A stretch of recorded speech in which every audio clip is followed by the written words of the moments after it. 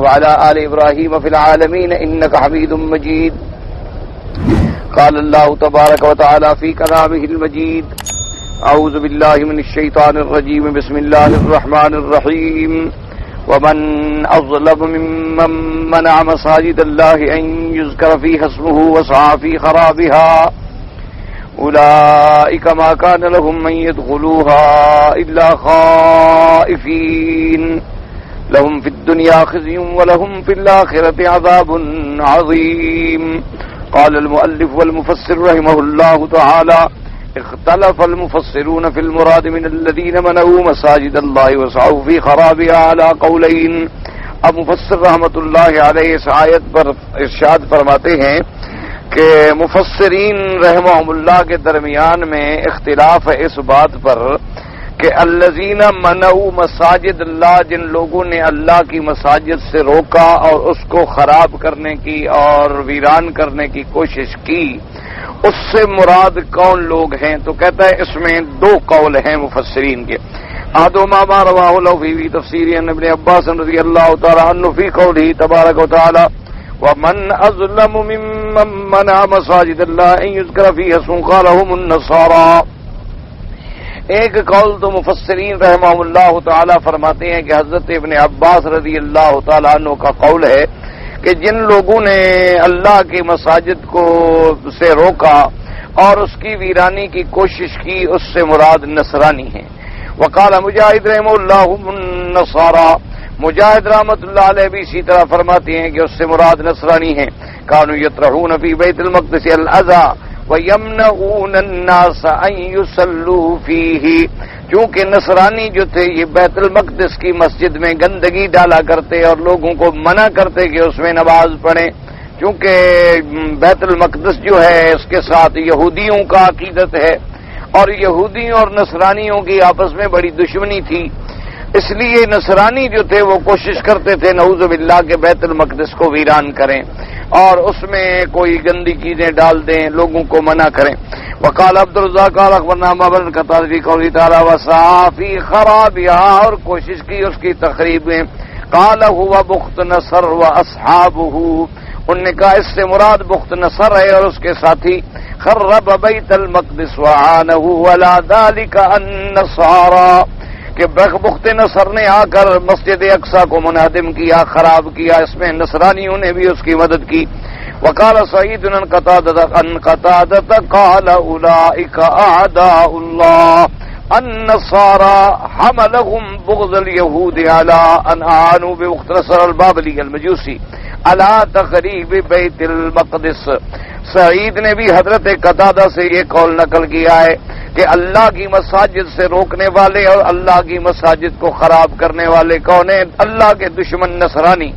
حملہم بغض الیہود، یہودیوں سے بغض کی وجہ سے انہوں نے بخت نصر بابلی، بابل ایک علاقہ ہے عراق کے اندر، المجوسی جو عقیدے کے طور پہ آگ پرستا، اس سے مدد لے کے انہوں نے بیت المقدس کو منہدم کیا، ویران کیا.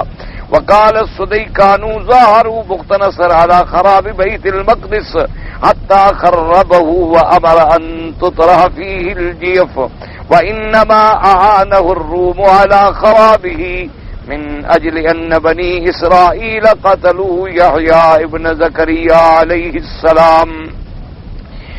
سدی رحمت اللہ علیہ بھی فرماتے ہیں کہ بخت نصر نے چڑھائی کی اور بیت المقدس کو خراب کیا، حتیٰ کہ اس نے آ کے منہدم کیا اور حکم دیا کہ نعوذ باللہ اس کے اندر مردار جانور ڈال دیے جائیں. اس میں روم والوں نے بھی مدد کی، کیونکہ بنی اسرائیل یہودیوں نے حضرت یحییٰ ابن زکریا علیہ السلام کو قتل کیا تھا، جیسے کہ آپ خلاصہ درس میں الحمدللہ سن چکے ہیں. وَرَوَى نَحْوَهُ عَنِ الْحَسَنِ الْبَصْرِيِّ رَحِمَهُ اللَّهُ، اسی طرح حضرت حسن بصری رحمۃ اللہ علیہ بھی فرماتے ہیں کہ مراد نصرانی ہے. القول الثانی ما رواه ابن جریر حدثني يونس بن عبد الله قال حدثنا ابن وهب قال قال ابن زید في قوله تعالى ومن أظلم ممن منع مساجد الله أن يذكر فيها اسمه وسعى في خرابها قال هؤلاء المشركون الذين حالوا بين رسول الله صلى الله عليه وسلم يوم الحديبية وبين أن يدخلوا مكة حتى نهر هديه بذي طوى وهادنهم وقال لهم ما كان أحد يصد عن هذا البيت وقد كان يلقى قاتل أبي وأخيه ولا يصده وقالوا لا يدخل علينا من قتل آباءنا يوم بدر وفينا باق. اب جناب فرماتے ہیں دوسرا قول مفسرین کا یہ ہے کہ ومن ازلم، اس آیت سے مراد مشرکین مکہ ہیں جنہوں نے حضور صلی اللہ علیہ وسلم کو عمرہ کرنے سے منع کر دیا، حدیبیہ پہ حضور پاک صلی اللہ علیہ وسلم کو روک دیا، حتیٰ کہ حضور صلی اللہ علیہ وسلم مکہ میں داخل نہ ہو سکے اور عمرہ نہ کر سکے، اور آپ نے اپنے جانور مبارک جو تھے وہ بھی ذبح فرما دیے اور بغیر عمرہ ادا کیے ہوئے واپس مدینہ پاک تشریف لے گئے. حتیٰ کہ اس زمانے میں عالم یہ تھا کہ ان کے نزدیک، حالانکہ مشرکین مکہ کا یہ عالم تھا کہ اللہ کے کعبے کا بظاہر احترام کرتے تھے کہ ان کے باپ کا قاتل بھی مل جاتا تو حرم میں قتل نہیں کرتے تھے، لیکن حضور پاک کو روک دیا. حضور صلی اللہ علیہ وسلم نے کہا بھی کیوں روکتے ہو؟ کہنے لگے جی بدر میں جس نے ہمارے آبا کو، ہمارے باپ دادوں کو قتل کر ڈالا ہے، اور اب ہم لوگ ان کی اولادوں میں بھی زندہ ہیں اور آپ ہمارے زندہ ہوتے ہوئے مکے میں کیسے داخل ہوں؟ فرماتے ہیں وہی قولی تبارک و تعالی وصحافی خرابیہ قال عزقته من امرا بذکرہ ویاتیہا للحج والعمرہ.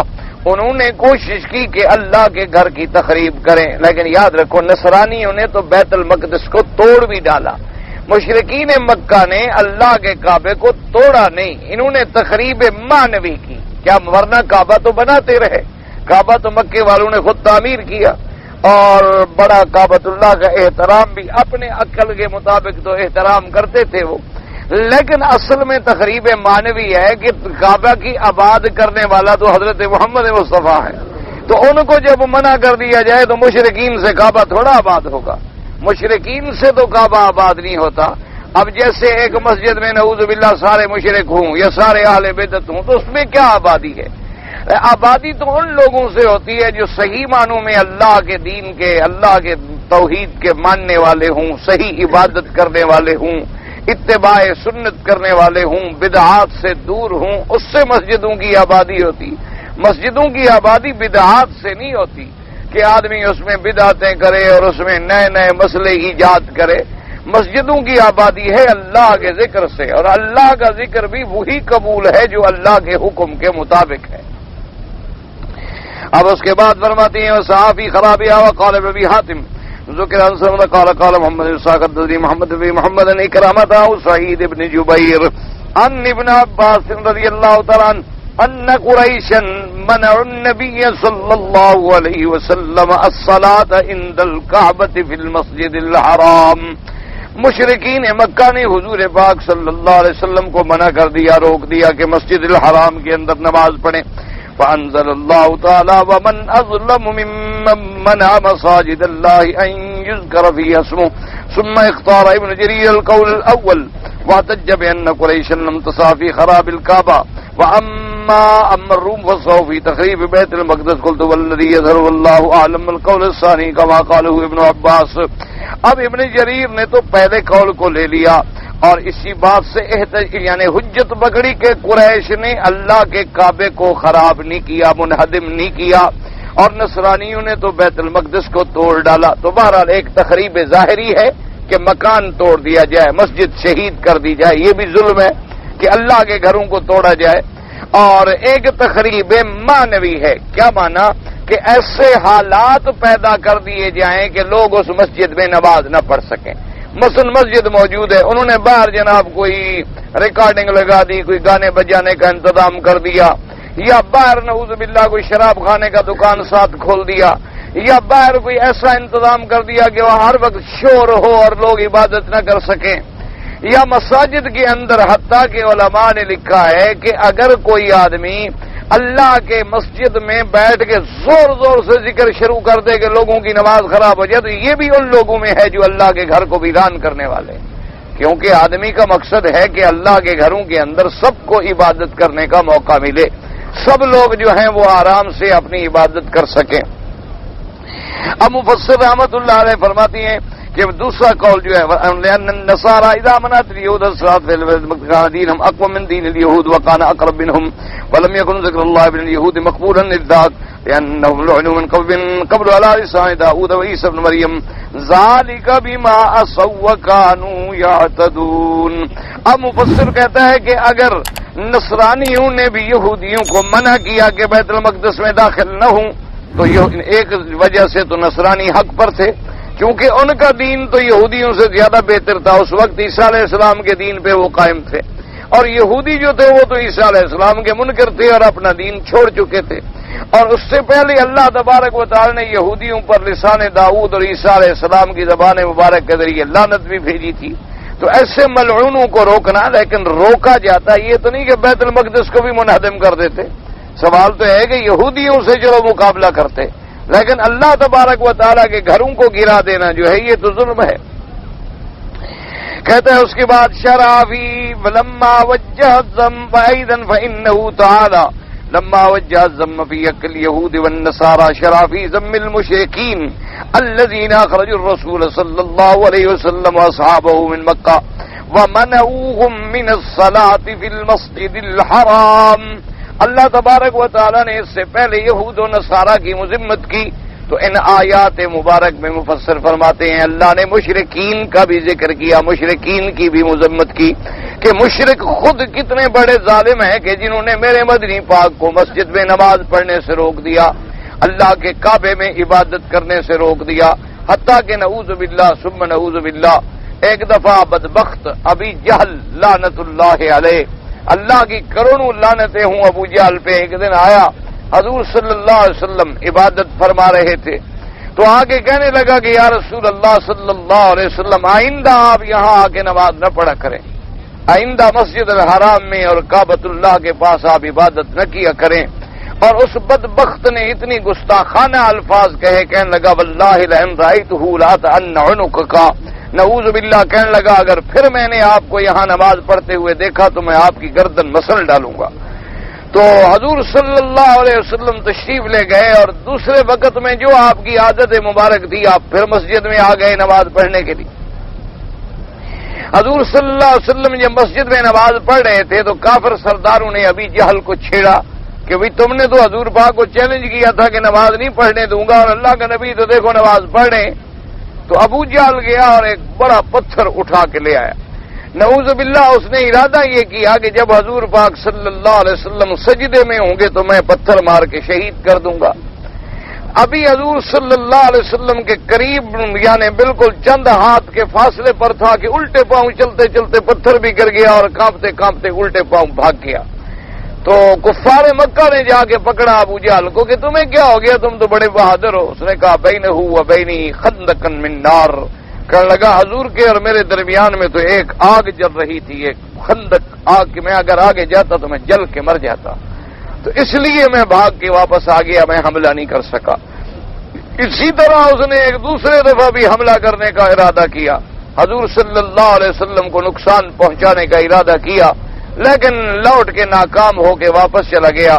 حضور صلی اللہ علیہ وسلم نے فرمایا کہ مجھے اپنے اس ذات پاک کی قسم ہے اگر آج یہ بدبخت میرے اوپر حملہ کرتا تو اللہ کے فرشتے اس کی بوٹی بوٹی کر کے اڑا دیتے، لیکن آج اس نے جرت نہیں کی، وہ ناکام ہو کے واپس چلا گیا. تو اس لیے اللہ نے فرمایا ان سے بڑا ظالم کون ہوگا جو اللہ کے نبی کو مسجد میں نہ آنے دے. اللہ تبارک و تعالیٰ کی مسجد میں جو لوگ صحیح معنوں میں اللہ کی عبادت کے لیے آئیں ان کو منع کرنا جو ہے اس سے بڑا ظالم کون ہے. تو اب اس کے ساتھ ساتھ ایک دعا کریں اللہ پاک تمام اسلامی ملک پہ اور مسلمانوں کے حال پہ رحم فرمائیں اور ہمارے ملک پر بھی رحم فرمائیں کہ اب تو پوری دنیا میں یہ حال ہو گیا ہے کہ مسجدیں جو ہیں اللہ کی مسجد تو بہت کم ہے. جس ملک میں چلے جاؤ وہ کہتے ہیں یہ فلاں پارٹی کی مسجد ہے، یہ فلاں پارٹی کی مسجد ہے، یہ فلاں پارٹی کی مسجد ہے، یہ فلاں پارٹی کی مسجد ہے. بھئی کوئی اللہ کی مسجد بھی ہے؟ کہتے ہیں نہیں جی ویسے تو جی سب اللہ کی ہے، لیکن ان کے علاوہ دوسری جماعت والا مسجد میں قدم بھی نہیں رکھ سکتا. نعوذ باللہ، انا للہ و انا الیہ راجعون. کتنی مسجدیں ہیں جہاں کئی دفعہ لوگوں نے سنایا بیچارے لوگ تبلیغ کے لیے گئے، انہوں نے اٹھا کے کپڑے بھی پھینک دیے، باہر نکال دیا، مسجدوں کو دھو ڈالا کہ اس میں کوئی اللہ کے نام لینے والا نہیں آ سکتا۔ یعنی اتنا ظلم، اتنا تشدد، اور بس ایک یعنی ٹھیکیداری ہے کہ بھئی یہ مسجد اگر کسی دیوبندی کی ہے تو بریلوی نہیں آ سکتا، کسی بریلوی کی ہے اس میں دیوبندی نہیں آ سکتا، کسی آل حدیث کی ہے تو اس میں حنفی نہیں آ سکتا، کسی حنفی کی ہے تو اس میں آل حدیث نہیں آ سکتا، کوئی آمین کہہ دے تو بس لڑائیاں شروع ہو گئی۔ یعنی ایسے فسادات، اور مسلمانوں میں انا للہ و انا الیہ راجعون۔ خدا کے بندو، اللہ تبارک و تعالی سے دعا کرو اللہ ہمارے حال پہ رحم فرمائے کہ مسجدیں تو ہوتی ہی اللہ کی ہیں، وہ تو کسی کا ملک نہیں ہوتا۔ اگر مسجد تمہارا ملک ہے تو پھر وہ اللہ کا گھر تو نہ رہا۔ وَأَنَّ الْمَسَاجِدَ لِلَّهِ، تمام مساجد جو ہیں، تمام مسلمانوں کی عبادت گاہیں جو ہیں وہ اللہ کے لیے ہیں۔ اس لیے فرمایا فی بیوت اذن اللہ ان ترفع ویذکر فیہا اسمہ وَيُسَبِّحُ لَهُ فِيهَا بِالْغُدُوِّ وَالْآصَالِ، فرمایا یہ مسجدیں اللہ کا گھر ہیں، ان کے اندر اللہ کا ذکر کیا جائے، اللہ کا نام بلند کیا جائے، اس میں نمازیں ہوں، تلاوت ہو، قرآن ہو، عبادت ہو، صبح و شام اللہ کی تسبیح اور تحمید ہو۔ اسی طرح اللہ پاک نے فرمایا انما یامر مساجد اللہ من آمن باللہ والیوم الآخر، کہ اللہ کی مسجدوں کو آباد کون کرتے ہیں؟ جن کا اللہ پر ایمان ہے اور آخرت پر ایمان ہے۔ جو اللہ سے بھی نہیں ڈرتا اور آخرت سے بھی نہیں ڈرتا، اس کو اپنے جزا اور سزا کا کوئی پتہ نہیں، وہ چھوٹے چھوٹے مسئلوں پہ جھگڑے کرتے۔ حالانکہ ہمیشہ یاد رکھو کہ بھئی جتنے فرقے باطلہ ہیں، یعنی فرقے ضالہ ہیں، جتنے گمراہ فرقے ہیں، وہ تو پہلے ہی تمہاری مسجدوں سے دور ہیں، اور بلکہ ان کو تو اللہ نے توفیق ہی نہیں دی کہ وہ اپنے عبادت خانے کا نام مسجد رکھ لیں۔ اب آپ دیکھیں مثال کے طور پر آغا خانی ہیں، بوہری ہیں، اسی طریقے سے آپ کے پاس شیعہ ہیں، روافض ہیں، اسی طریقے سے اور کئی مذاہب کے لوگ ہیں، قادیانی ہیں اور ذکری ہیں اور کئی بلائے ہیں، یعنی جو فرق ضالہ ہیں۔ کسی نے تو رکھا ہوا امام بارگاہ، جسے آپ امام باڑہ کہتے ہیں، اصل لفظ ہے امام بارگاہ، یعنی مسجد تو وہ بھی نہیں، اللہ نے ان کو مسجد کے نام سے محروم کر دیا، کیونکہ مسجد تو مسلمانوں کی ہوتی ہے۔ تو اس لیے ان کی عبادت خانے کے نام پر کبھی آپ نہیں دیکھیں گے کہ مسجد ہے، چلو مسجد حسین ہی رکھ لیں، مسجد سیدنا حسین، چلو حضرت حسین کے نام پہ مسجد رکھ لیں، مسجد سیدنا حسن رکھ لیں، مسجد سیدنا علی رضی اللہ تعالیٰ عنہ رکھ لیں، مسجد جعفر صادق رکھ لیں، مسجد زین العابدین رکھ لیں، اہل بیت رسول کے نام پہ رکھ لیں، مسجد سیدہ فاطمہ رکھ لیں، سوال پیدا نہیں ہوتا۔ امام بارگاہ، مسجد کا لفظ کبھی نہیں آئے گا، کیونکہ مسجد کا لفظ تو مسلمانوں کے لیے مخصوص ہے۔ جیسے کہ یہود اور نصارہ، ان کے نزدیک کیا ہوتا ہے؟ کنیسہ، کلیسا، گرجا، اسی طریقے سے ان کے عبادت خانے جو ہے نا جی، کسی کا نام کوئی کلیسا کہا جاتا ہے، کوئی کنیسا کہا جاتا ہے، اپنے اردو شردو میں کسی کو گرجا کہتے ہیں۔ اسی طرح کیونکہ ان کی عبادت خانوں کے نام بھی مسجد نہیں ہے۔ یہ لفظ اللہ نے اگر دیا ہے تو سچے مسلمانوں کو نصیب فرمایا کہ کعبے کا نام بھی مسجد الحرام ہے، اور مدینے پاک کا شرف جو ہے وہ بھی مسجد النبی ہے۔ اول مدینے میں بھی جہاں 2 رکعت پڑھنے پر عمرے کا ثواب ملتا ہے وہ مسجد قباء ہے۔ اسی طرح جہاں تحویل قبلہ ہوئی وہ مسجد قبلتین ہے۔ میرے مدنی سرکار جہاں معراج سے گئے وہ مسجد اقصی ہے۔ اسی سے اندازہ لگا لو کہ نبی کے ماننے والے کون ہیں جن کی مسجدیں۔ جو لوگ لفظ مسجد سے بھی الرجک ہیں ان کا پھر اسلام سے کیا تعلق ہے؟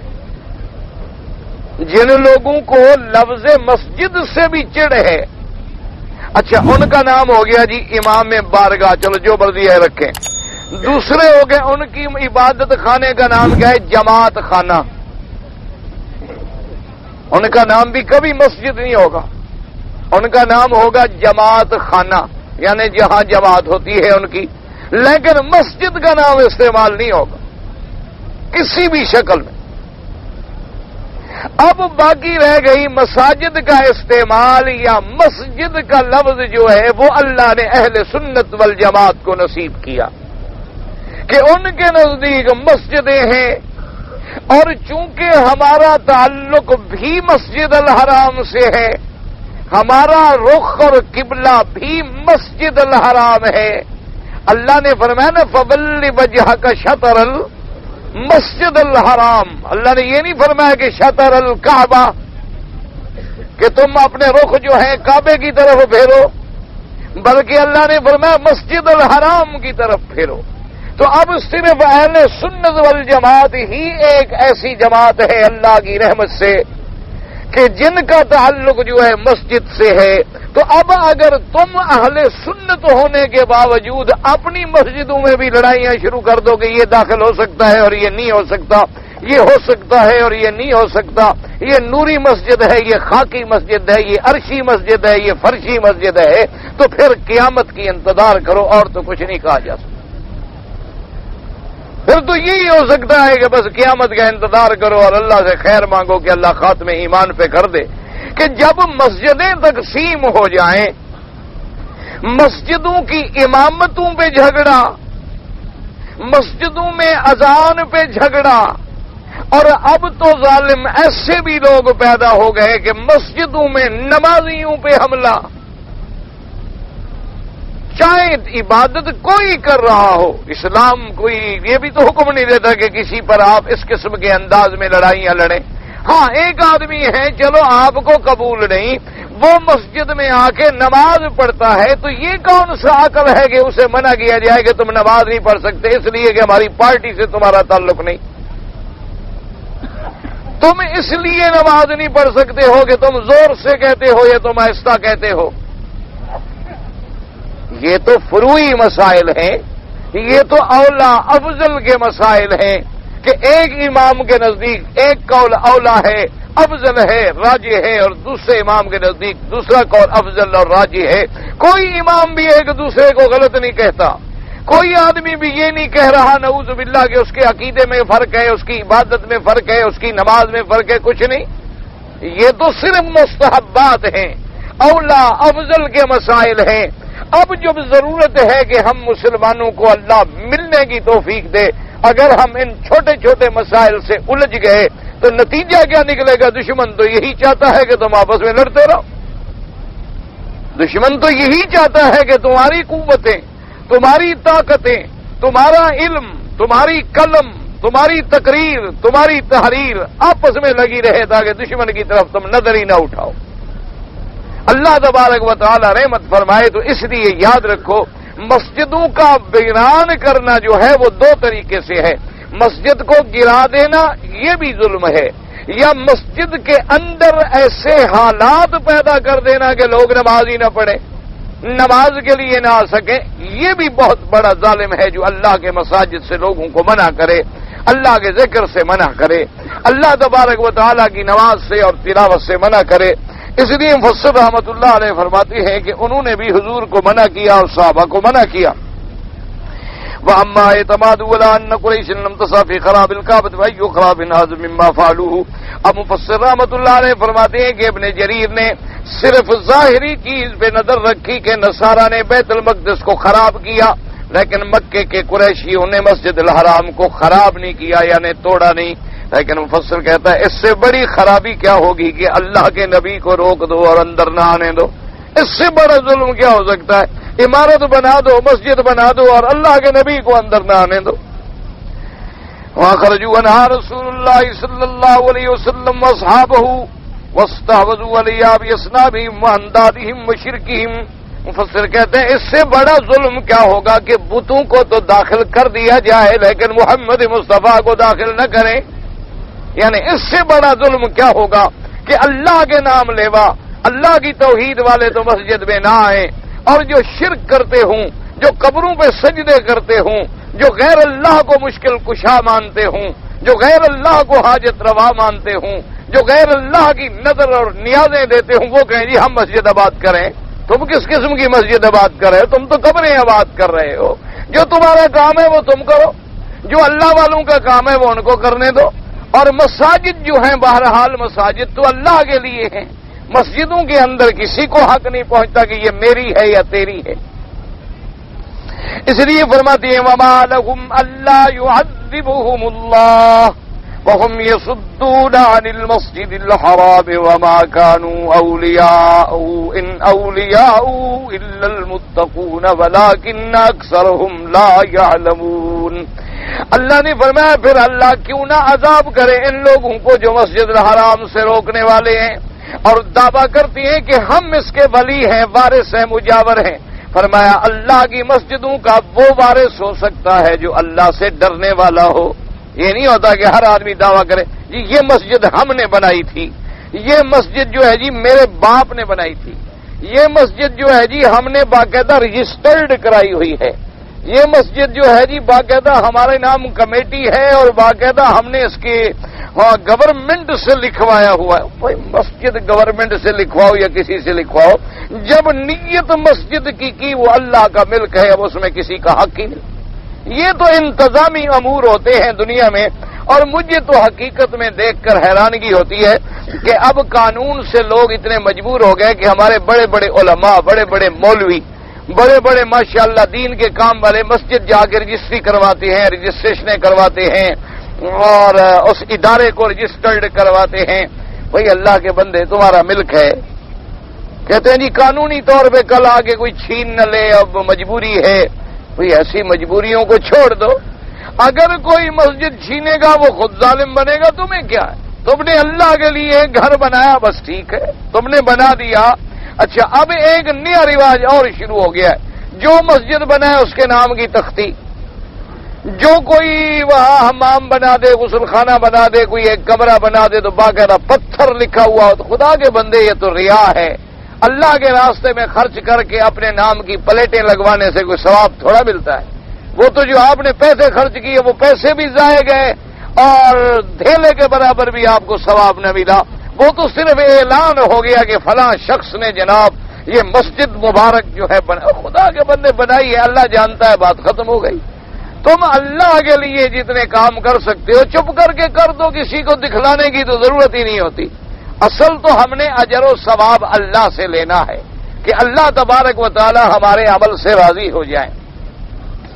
اس لیے فرماتے ہیں ما کان للمشرکین ان یعمروا مساجد اللہ شاہدین علی انفسہم بالکفر اولئک حبطت اعمالہم وفی النار هم خالدون.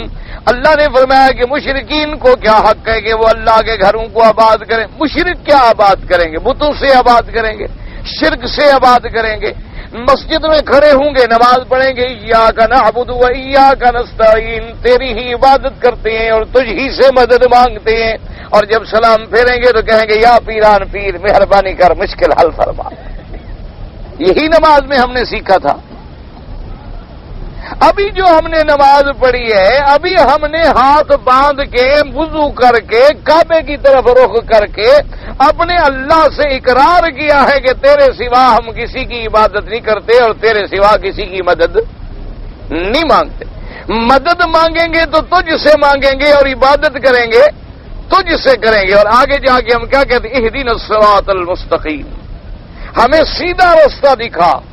سیدھا راستہ کون سا ہے؟ صراط الذین انعمت علیہم، جن لوگوں پر تو نے انعام کیا ہے. اور جن پہ تو نے انعام کیا ہے وہ کون ہیں؟ انعم اللہ علیہم من النبیین والصدیقین والشہداء والصالحین. تیرے نبی انعام والے، صدیق انعام والے، شہید انعام والے، صالحین انعام والے. اللہ ہمیں ان کے راستے پہ چلا. اب شہید کون ہے؟ جو اللہ کے نام پہ اپنی گردن کٹوا دے. وہ اللہ کے نام پہ شہید ہو گیا. ہم کہتے ہیں شہید بابا غازی شہید تو مہربانی فرما. وہ خدا کے بندے جس کے نام پہ اس نے گردن کٹوائی ہے اس سے مانگو، جس کے نام پر عبادت کر کے وہ اس مرتبے کو پہنچا ہے تم اس کو پکارو، یہ نہیں کہ تم اب اس کو پکارنا شروع کر دو اور اللہ تبارک و تعالیٰ سے نعوذ باللہ کبھی نہ مانگو۔ اس لیے ہمیشہ یاد رکھیں، اللہ نے فرمایا مشرکین تھوڑا مسجدوں کو آباد کرتے ہیں، مسجدیں کہ ایسی آباد نہیں ہوتی کہ اس میں لوگ آ جائیں، مسجدیں ایسی آباد نہیں ہوتی کہ 360 بت رکھ دو اور کہو کہ ہم نے کعبے کو آباد کیا ہوا ہے۔ مسجدوں کے اندر بدعات شروع کر دو، مسجدوں کے اندر تم کفریات شروع کر دو، شرکیات شروع کر دو اور کہو جی مسجد بڑی آباد ہے۔ مسجد آباد ہوتی ہے کیسے؟ انما یعمر مساجد اللہ من آمن باللہ والیوم الاخر، فرمایا مسجدیں صرف وہ آباد کرتے ہیں جو اللہ کی توحید پر ایمان رکھنے والے ہوں اور جن کو آخرت کا ڈر ہو۔ وَأَقَامَ الصَّلَاةَ وَآتَى الزَّكَاةَ وَلَمْ يَخْشَ إِلَّا اللَّهَ، جو نمازوں کے قائم کرنے والے، زکاتوں کے دینے والے، اللہ کے سوا کسی سے نہیں ڈرتے۔ فَعَصَىٰ أُولَٰئِكَ أَن يَكُونُوا مِنَ الْمُهْتَدِينَ۔ وَقَالَ تَعَالَىٰ هُمُ الَّذِينَ كَفَرُوا وَصُدُّوكُمْ عَنِ الْمَسْجِدِ الْحَرَامِ وَالْهَدْيَ مَعْكُوفًا أَن يَبْلُغَ مَحِلَّهُ وَلَوْلَا رِجَالٌ مُّؤْمِنُونَ وَنِسَاءٌ مُّؤْمِنَاتٌ لَّمْ تَعْلَمُوهُمْ أَن تَطَئُوهُمْ فَتُصِيبَكُم مِّنْهُم مَّعَرَّةٌ، علیحدہ ہوں گے مسلمان تو پھر اللہ تبارک و تعالیٰ ان پہ عذاب کریں گے۔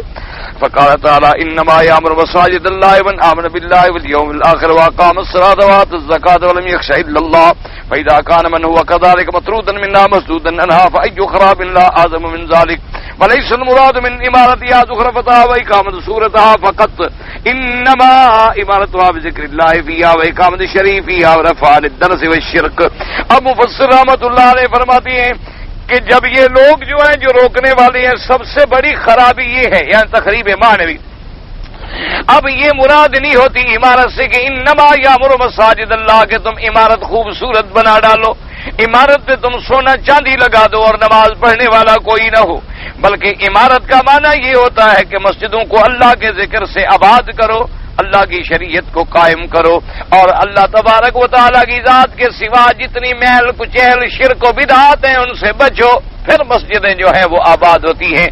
اللہ تبارک و تعالیٰ آپ کو بھی اور مجھے بھی مساجد کی آباد کرنے کی توفیق عطا فرمائیں اور تخریب ظاہری اور تخریب باطنی دونوں سے بچائیں۔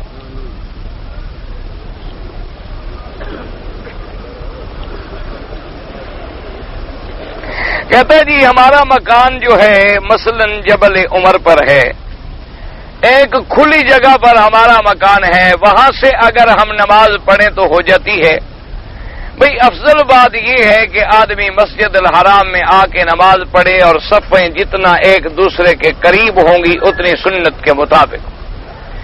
ایک مسئلہ ہوتا ہے جواز کا کہ کیا اتنی دور سے نماز پڑھنی جائز ہے یا نہیں، یعنی اگر کوئی مجبوری ہے، حالات ہے، تو پھر امام مالک رحمت اللہ علیہ کا ایک قول مبارک ہے کہ اگر کوئی آدمی مثلا پہاڑ پہ کھڑا ہے، اس کو نمازی نظر آ رہے ہیں، صفیں نظر آ رہی ہیں، ان کا رکوع سجود اس کو نظر آ رہا ہے، تو وہ کہتے ہیں نماز پڑھ سکتا ہے۔ تو اس لیے بہرحال جواز تو نکل آئے گا مجبوری میں، لیکن افضل یہ ہے کہ اسی جبل عمر پر جو مسجد ہو ساتھ میں وہاں جا کر آپ جماعت سے نماز ادا کریں۔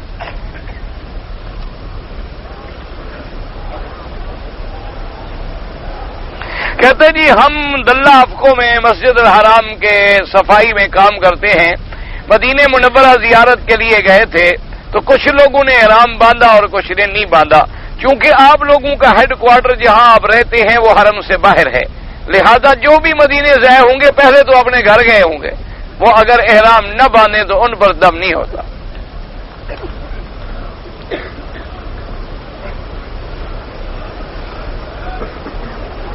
کہتے ایک آدمی اپنی بیوی کو چھوڑ کے چلا گیا اور عرصہ 20 سال کا گزر گیا، تو بہرحال بیوی یعنی اس کی بیٹھی رہی اس کے نکاح میں۔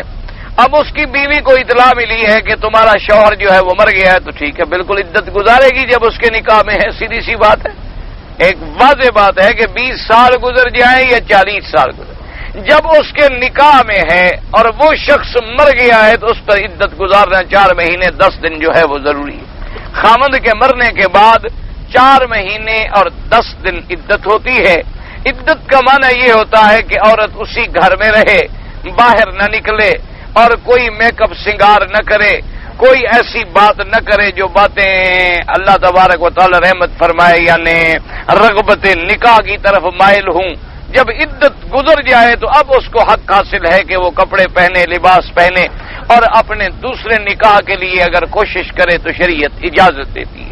ہمارے ہاں مصیبت یہ ہے کہ ہندو کی رسمیں ہیں، ہم بیوہ کی شادی نہیں کرتے، چاہے بیچاری 17 سال کی لڑکی بیوہ ہو جائے، کہیں گے شریف گھرانے کی ہے جی، بیٹھی رہے۔ اسی طرح ہم اپنے بہنوں کی شادیاں نہیں کرتے، جائیداد دینی پڑے گی، اپنی بیٹیوں کو بھی ورثہ نہیں دیتے۔ یہ سب ہندو کی رسمیں ہیں، ان کا اسلام سے کوئی تعلق نہیں۔ اسلام یہ کہتا ہے کہ بس عدت گزرنے کے بعد عورت کو چاہیے کہ فوراً دوسری شادی کر لے تاکہ عورت گناہ سے محفوظ رہے اور کسی کے گھر کے آباد کرنے کا ذریعہ بنے۔ لیکن ہمارے یہاں چونکہ کفر کی عادات آ گئی ہے، ہمارا ماحول اور معاشرہ زنا تو برداشت کر سکتا ہے لیکن نکاح برداشت نہیں کر سکتا۔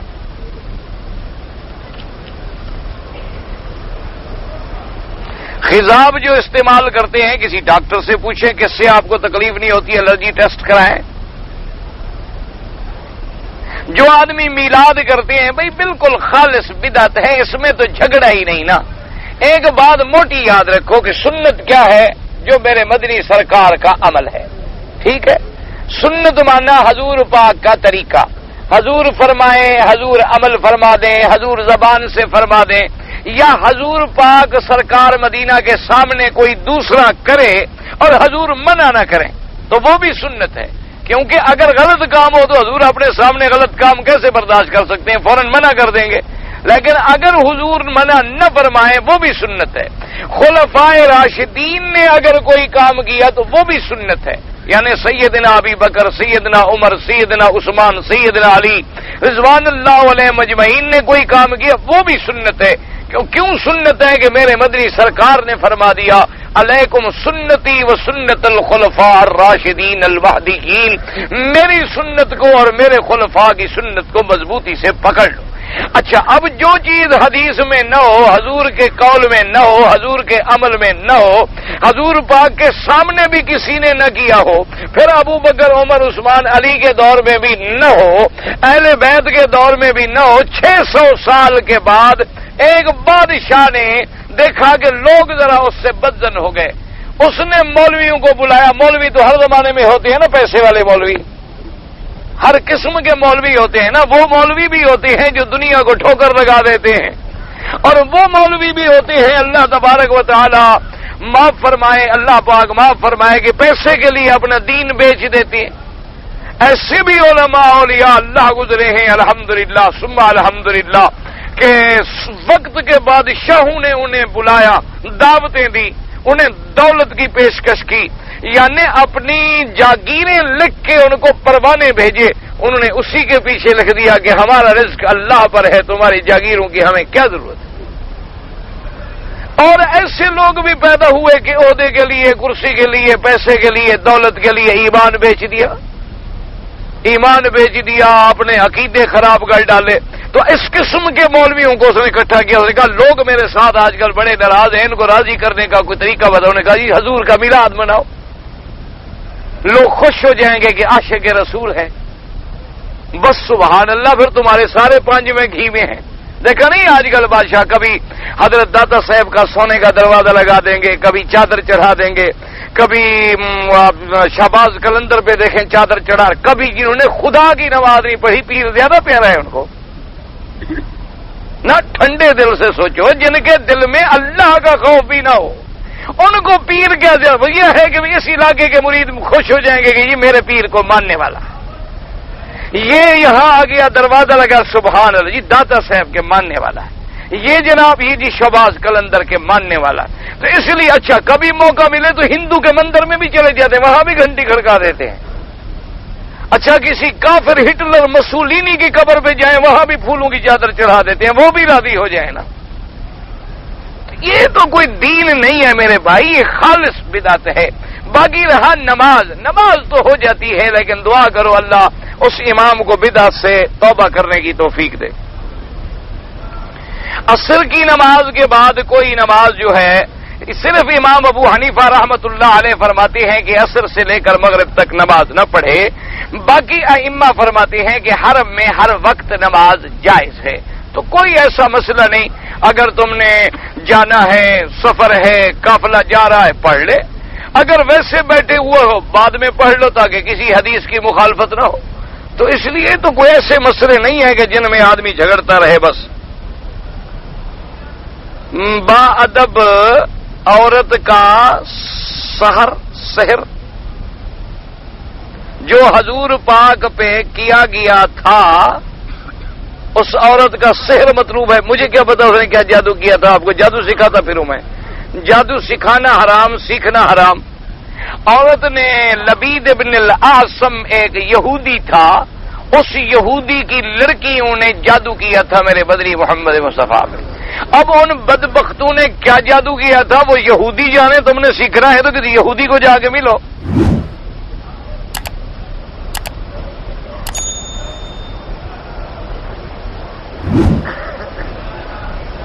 کہتا ہے جی بندہ کافی عرصے سے کام کی تلاش میں ہے، بہت قرضہ بھی ہے، اب حج کے بعد واپس چلے جانے کا ارادہ ہے تو کیا فرض رہنے حج کر سکتا ہے؟ بھئی جب تم مکے میں موجود ہو تو اب تمہارے لیے تو کوئی مشکل نہیں، اب تو حج تم 50 ریال میں کر سکتے ہو، بلکہ اس سے بھی کم میں کر سکتے ہو۔ احرام باندھ کے پیدل چل پڑو تو 20 ریال بھی تمہارے خرچ نہیں ہو۔ یہاں سے سیدھا مینا پیدل چلے جاؤ، اچھا روٹی ہر جگہ مل رہی ہوتی ہے، پانی بھی ہر جگہ مل رہا ہوتا ہے، خیمے کی ضرورت نہیں، مسجد میں جا کے بیٹھ جاؤ۔ اچھا تم موٹر والوں سے، کار والوں سے بھی مزے میں رہو گے، وہ پہنچیں گے 6 گھنٹے میں، تم پہنچو گے گھنٹے میں انشاءاللہ۔ اور پھر ماشاءاللہ یہاں سے لے کر مینا تک اللہ حکومت کو جزائے خیر عطا فرمائے، سرنگیں بنا دی اور آگے پھر پوری سڑک جو ہے چھت ڈال دی کہ حاجیوں کو، پیدل چلنے والوں کو دھوپ بھی نہ لگے۔ وہ تو مزے ہیں، اب تو حج کر کے جا کر اللہ نے موقع دیا ہے تو کیوں چھوڑو۔ جمعہ کے خطبے کے دوران میں جب امام صاحب درود شریف پڑھتے ہیں یا آیت پڑھتے ہیں تو ہم درود شریف پڑھیں دل میں، ورنہ سکون سے سنتے رہیں، اس وقت ہمیں سننے کا حکم ہے۔ کیونکہ اصل بات یوں سمجھو کہ ظہر کی کتنی رکعتیں ہیں؟ 4، جمعہ میں کتنی رکعتیں ہیں؟ 2، تو 2 رکعتوں کے مقام کیا آ گیا؟ خطبہ آ گیا، تو گویا وہ بھی ہم نماز میں بیٹھے ہوئے، یوں سمجھ لو۔ اس لیے حکم ہے نا، حضور نے فرمایا اگر کوئی کنکری سے کھیلے تو جمعہ کا ثواب سے محروم ہو گیا۔ حضور نے فرمایا اگر دوسرا آدمی شور کر رہا تو انہوں نے کہا یار چپ کرو، تو تم بھی ثواب سے محروم ہو گئے۔ تو اس لیے کہ گویا ہم وہ نماز کے حکم میں بیٹھے ہوئے ہیں، تو اس لیے کوئی ایسی چیز ہے تو بس دل میں۔ بندہ عمرے کے لیے آ رہا تھا اور عمرے پر آتے ہوئے میقات سے کسی وجہ سے احرام نہیں باندھ سکا، تو تو تم عمرے کے لیے رہے تھے تو وجہ اور کیا پیش آ گئی؟ عجیب لوگ کہتے ہیں جی ہم عمرے کے لیے آ رہے تھے، چادریں ہماری سامان میں چلی گئی، تو تم عمرے کے لیے کیسے آ رہے تھے؟ تم اگر عمرے کے لیے آ رہے ہوتے تو سب سے پہلے تو چادریں اپنے کندھے پہ رکھتے نا، تو پھر اس کا مطلب ہے تم کمانے آ رہے تھے یا بھیک مانگنے آ رہے تھے، عمرے کا تعلق نہیں تھا۔ یا تم شاپنگ کرنے آ رہے تھے، بڑے آدمی تھے تو چلو بھی ذرا دیکھ لیں کتنا رش ہوتا ہے، سنا ہے لوگ بڑے ہوتے ہیں، رونق میلہ بڑا اچھا ہوتا ہے، کچھ لوگ تو اس لیے آتے ہیں نا۔ بہرحال عمرہ بھی قضا کریں اور ایک بکری بطور دم بھی ادا کریں۔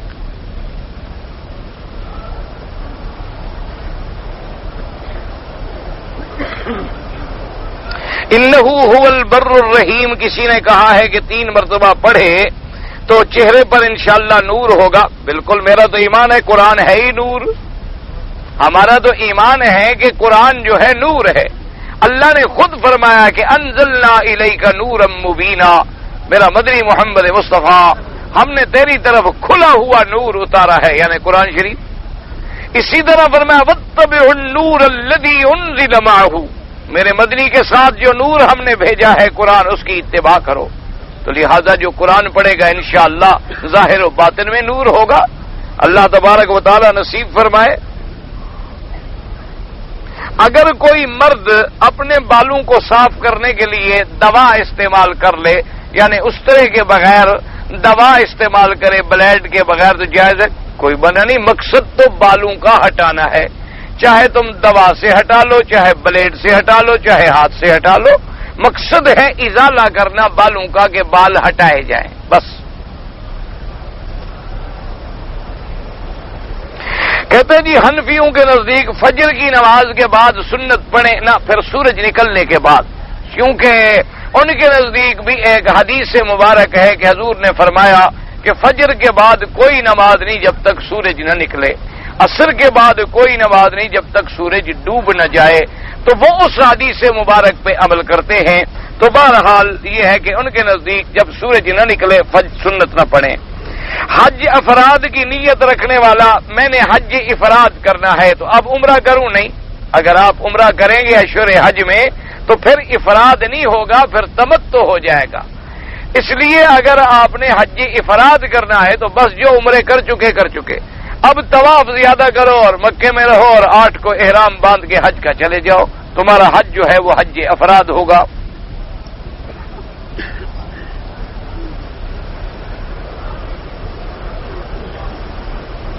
کہتے جی کہ اگر میں حج افراد کروں تو مینا میں ٹھہرنا اور کنکریاں مارنا بالکل واجب ہے۔ یہ تو تھوڑا جو حج افراد کرے بس مرضی جان چھٹی نہ مینا جائے نہ کنکریاں مارے، اس کو سارے احکام پورے کرنے ہیں۔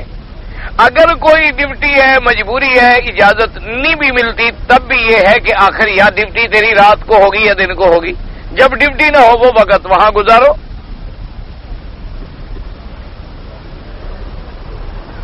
کہتے جی اگر دوران نماز ہم آنکھیں بند کر کے نماز پڑھیں، نہیں آنکھیں کھول کے نماز پڑھیں اور سجدے والی جگہ پر نظر رکھیں، کیونکہ اللہ تبارک اس لیے حضور پاک کی حدیث ہے ان تعبد اللہ کأنک تراہ، تم ایسے عبادت کرو گویا خدا کو دیکھ رہے ہو۔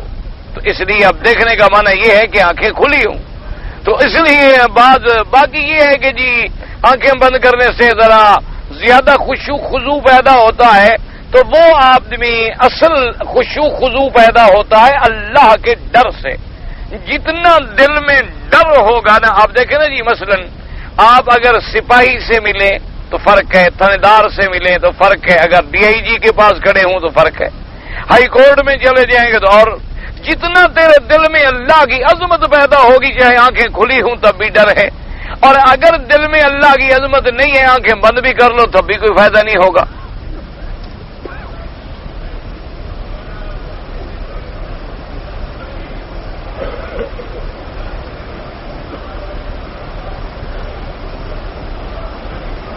کہتے ہیں جی ہم کو دوست نے رقم دی تھی کہ قرآن شریف مسجد نبوی خانے میں خرید کے رکھ دیں۔ میرے سامنے 2 قرآن شریف پتہ نہیں میں نے مہر بھی لگائی، وہ تو مجھے نہیں سمجھ آیا کہ بہرحال تمہیں رکھنے چاہیے۔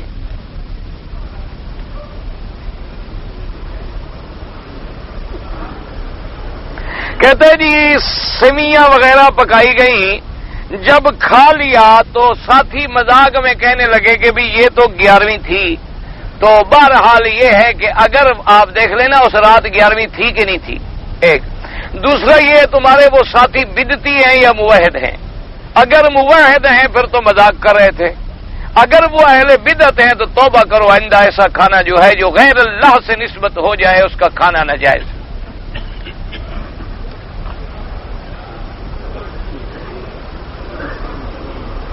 کہتے ہیں جی ٹیلی فون کے لیے ہم جو سکے لیتے ہیں وہ رقم زیادہ لیتے ہیں، سکے کم دیتے ہیں، یہ ناجائز ہے۔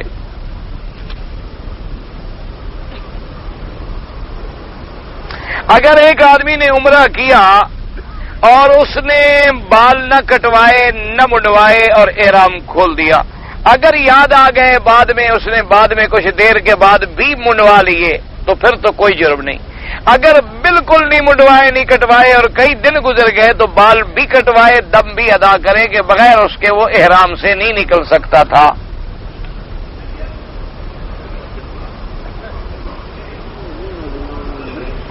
کہتے ہیں جی ہم جو لوگ ہیں اگر ہم جگہ چھوڑتے ہیں تو پھر ہمیں صف میں جگہ نہیں ملتی، اور صف میں چلے جائیں تو پھر آپ کے درس میں ہمیں جگہ نہیں ملتی، تو اس کا کوئی حل کریں۔ اس کا حل جو ہے انشاءاللہ قریب ہے، ابھی جب تقریریں شروع ہوں گی تو کرسی ہوگی، اوپر ہوں گے، کتابیں نہیں ہوں گی تو ہم بھی اوپر بیٹھ جائیں گے، آپ قریب آ جائیں گے، سب کو جگہ مل جائے گی، حل اللہ کر دیں گے۔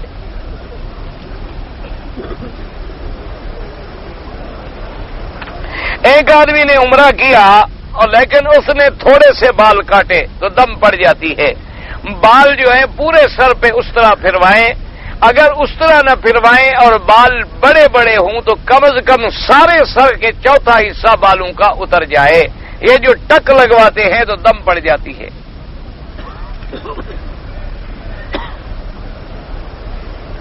میں اپنے والد کا حج پڑھنے کے لیے آیا ہوں، ٹھیک ہے، لیکن میں نے اپنے لیے بھی عمرے کیے ہیں، تو کوئی ایسی بات نہیں۔ اگر تم والد کی نیت سے حج کرنے آئے ہو تو کوئی پابندی تو نہیں کہ تم عمرے نہ کرو، تم تو رمضان کے آئے ہوئے ہو، رمضان المبارک میں جو عمرے تم نے کیے ہیں کوئی حرج نہیں۔ اور اب تم حج جو کرو گے وہ حج افراد ہوگا، اس میں اپنے والد کے لیے نیت کرو، احرام باندھو تو دل میں ان کی نیت ہو، جہاں بھی جاؤ ہر کام میں نیت، اور نیت کا مقام دل ہے۔ باقی احرام کے بعد لبیک اللہم لبیک لبیک لا شریک لک لبیک سنت مصطفیٰ ہے صلی اللہ علیہ وسلم، اور مردوں کے لیے حکم ہے کہ وہ زور زور سے پڑھیں اور عورتوں کے لیے حکم ہے کہ وہ آہستہ پڑھیں، یعنی عورتیں زور زور سے نہ پڑھیں کیونکہ اللہ نے عورت کی آواز کو بھی پردے میں رکھا ہے۔ کہتے جی میں نے عید کے بعد عمرہ کیا، یعنی اگر تم نے واقعی میقات سے عمرہ کیا، یہ جو یہاں سے چھوٹا عمرہ کر لیتے ہیں کرتے ہیں، اس کا نہیں، اگر میقات سے آتے ہوئے تم نے عمرہ کیا ہے تو حج کے مہینے ہمیشہ یاد رکھو، شوال، ذوالقعدہ اور ذی الحج، یہ 3 مہینے جو ہیں یہ حج کے مہینے ہیں، یوں سمجھ لو۔ ان 3 مہینوں میں جو آدمی آ کے عمرہ کرے گا اپنے وطن سے آتے ہوئے، میقات سے آتے ہوئے، اور پھر احرام کھول دے گا اور 8 کو حج کا احرام باندھے گا، یہ تمتع ہے۔ اور جس آدمی نے رمضان میں تو عمرے کیے ہیں لیکن شوال میں، ذوالقعدہ میں، ذی الحجہ میں کوئی عمرہ نہیں کیا، اس کا حج افراد ہوگا۔ موٹی بات یاد رکھ لو کہ یہ 3 مہینے حج کے مہینے ہیں، شوال کا مہینہ، ذوالقعدہ کا مہینہ اور ذی الحج کا مہینہ۔ ان 3 مہینوں میں کسی نے عمرہ کیا ہے میقات سے تو وہ متمتع ہے، اگر عمرہ نہیں کیا تو حج افراد ہے۔ اچھا، تمتع والے کے لیے حج کی بکری دینا ضروری ہے مینا میں، اگر بکری کے پیسے نہ ہوں تو 3 روزے حج کے دنوں میں رکھ لے اور 7 روزے جا کے گھر میں رکھ لے۔ اور افراد والے کو حج کی بکری دینا ضروری نہیں ہے۔ باقی جو قربانیاں تم اپنے گھروں میں کرتے تھے وہ علیحدہ ہے، وہ تمہارے اوپر اسی طرح واجب ہے، ان کو اپنے گھر میں خط لکھ کے وہی کر دو۔ اگر کوئی رہ بھی جائے تو مسافر ہونے کی وجہ سے گنجائش نکل آتی ہے، لیکن حج کی بکری جو ہے وہ معاف نہیں ہوگی۔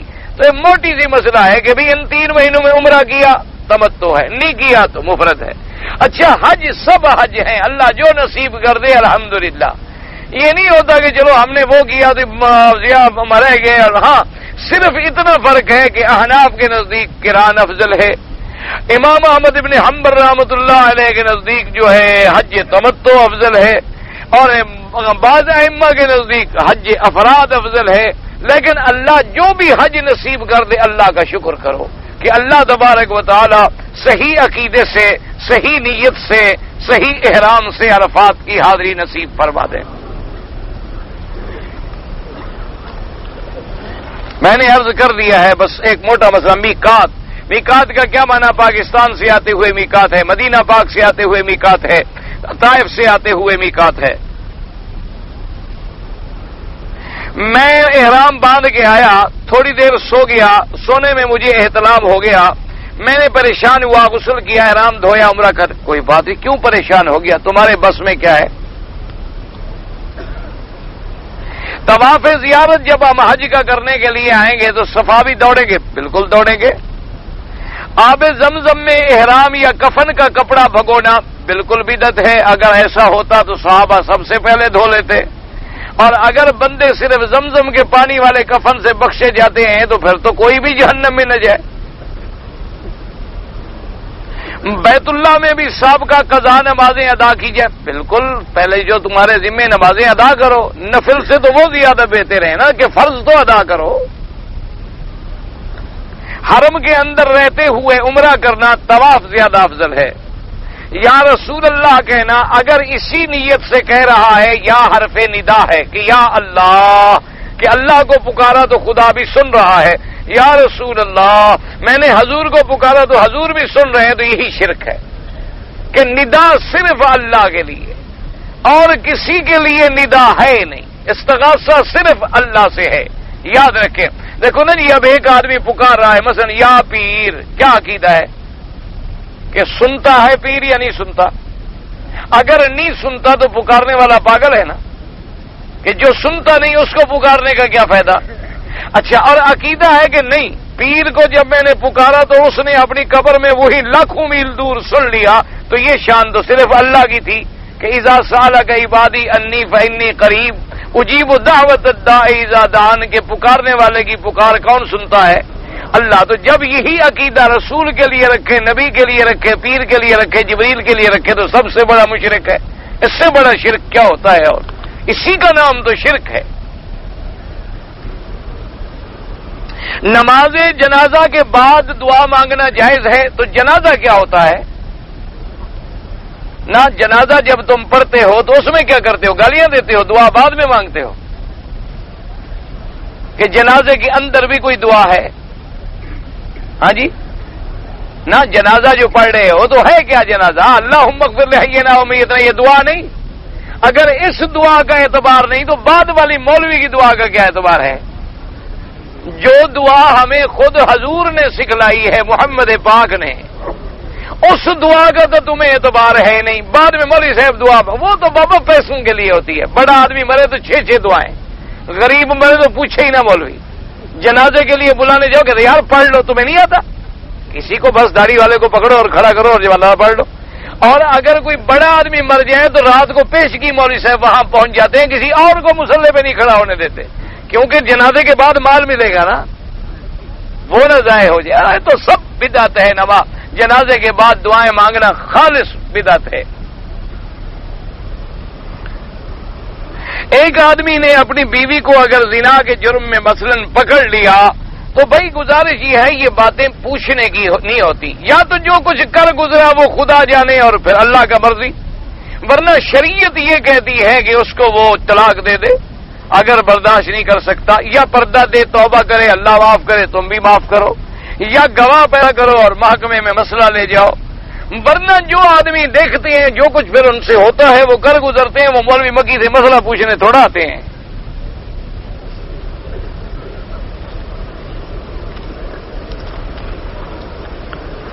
جمرات کنکریاں جہاں پڑی ہوتی ہیں وہاں سے کنکری لے کے مارنا ناجائز ہے، اگر کنکری حوض میں نہ گرے اور مرے۔ تارک نماز امام احمد بن حنبل رحمۃ اللہ علیہ کے نزدیک کافر ہے، باقی ائمہ کے نزدیک فاسق ہے، اور باقی ائمہ فرماتی ہیں اس کو قید کر دو جب تک توبہ نہ کرے۔ اگر عورت حیض روکنے والی گولیاں کھا لے حج کے دنوں میں تو جائز ہے، جائز ہے۔ پاکستان سے آ رہا تھا، احرام جدے میں باندھا، ایک بکری بطور دم ادا کریں تاکہ آئندہ انشاءاللہ پھر غلطی نہیں کریں گے آپ۔ میں نے حج تمتع کی نیت کی، تمہاری نیت سے کچھ نہیں ہوتا، حج کے مہینوں میں عمرہ کیا ہے تو تمتع ہے۔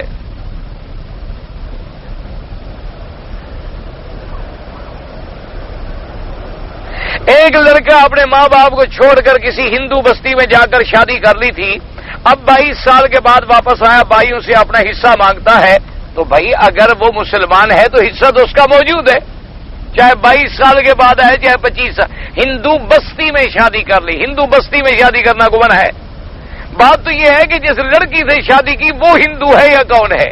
اگر کی تو گناہ گار ہے، توبہ کرے، استغفار کرے، طلاق دے دے، یہ تو نہیں تم اس کی جائیداد کا حصہ بھی کھا جاؤ۔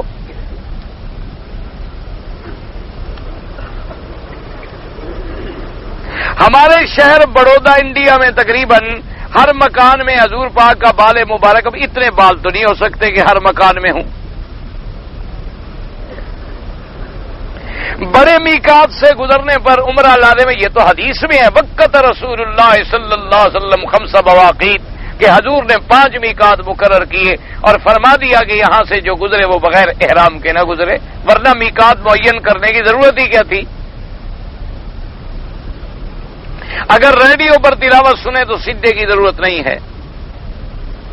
تو نیت انسان والدین کے لیے تو عمرہ حج سب کر سکتا ہے، جتنے مرضی ہے، بھائی بیٹے وغیرہ ان کے لیے جو ہے یہ طریقہ ہوتا ہے افضل، اپنے لیے عمرہ کیا، اپنے لیے طواف کیا، ان کے لیے دعا کر دی، اللہ ثواب دیتے ہیں۔ نیت دل میں ہوتی ہے کہ مثلا میں یہ طواف کرنے جا رہا ہوں یا میں حج کر رہا ہوں، اللہ اس حج کا ثواب میرے والد کو عطا فرما دے، بس دل کی نیت کافی ہے۔ اگر کوئی آدمی عمرے کا طواف کر کے تھک گیا، صفا نہیں کیا، کپڑے پہن لیے، ہاں تو کپڑے پہن لیے، اب صفا بھی دوڑے اور بال بھی کٹوائے، اگر نہیں کیا تو دم واجب ہو گیا۔ اگر احرام کی حالت میں کوئی بال بغیر کسی خیال کے نکل گیا، کوئی جرم نہیں۔ اگر طواف کے 7 کے بجائے ہم 5 چکر لگائیں، کو اپنا دین ہے، 7 کے بجائے طواف ہوتا ہی نہیں کہ 5 لگائیں، ایک کہے میں 3 لگاؤں، دوسرا کہے میں 4 لگاؤں، چوتھا کہے لگاتا ہی نہیں۔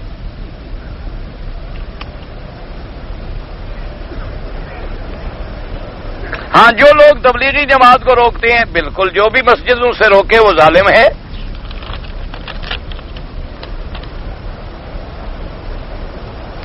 کہتے ہیں جی مسلک حنفی کے مطابق ہمیں بتائیں، بھئی یہ دلہ افکو والے جو میرے بھائی ہیں نا، بعد میں فارغ ٹائم میں خود مل کے مسئلے پوچھ لیں۔ شراب پہلے حرام تھا، پہلے حرام نہیں ہوا، آہستہ آہستہ حضور کے زمانے میں حرام ہوا۔ آپ کی انگوٹھی جو ہے جماعت کو دکھاتی ہے، جماعت کو جو سنت دکھائے تو میں کیا کروں، انگوٹھی پہننا تو سنت محمد مصطفیٰ ہے، اگر ان کو سنت سے تکلیف ہوتی ہے ہوتی رہے، مجھے کیا ہے، مجھے کو تنخواہ دیتے ہیں بند کر دیں گے، نہ کسی نے مجھے کو پیسے دینے ہیں، وظیفہ دیتے ہیں مجھے۔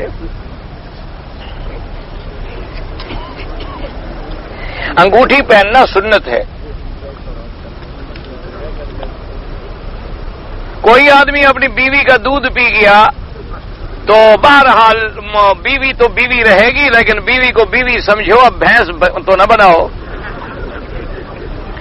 کہتا ہے جی اگر آدمی کہتے ہیں کہ کل تو ناجائز ہیں، چاول مل جائیں وہ بھی حرام ہے، جو بدعت پر کھانا پکے وہ حرام۔ آپ کی کتاب جو ہے دروس حرم وہ اس لڑکے سے لے لینا،